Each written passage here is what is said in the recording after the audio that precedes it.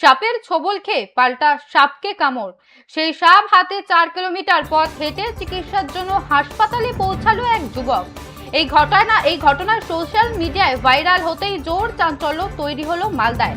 জানা গিয়েছে ফারুক মমিন নামে এক যুবক এতদিন তার বাড়ির কাছে কাজ করছিলেন।